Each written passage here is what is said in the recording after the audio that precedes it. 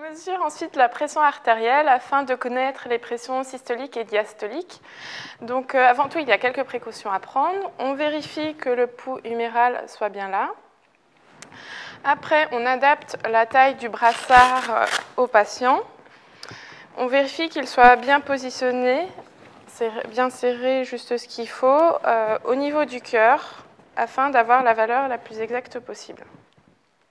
Le patient doit être au repos depuis 15 minutes. Il ne faut surtout pas de vêtements en dessous le brassard, ce qui fausserait la mesure.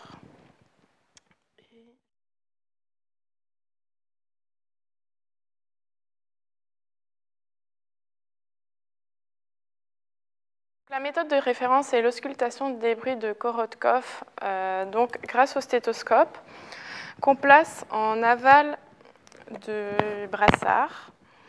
Donc ensuite, on va gonfler le brassard à une pression d'environ 180. Ensuite, on dégonfle et on écoute les bruits.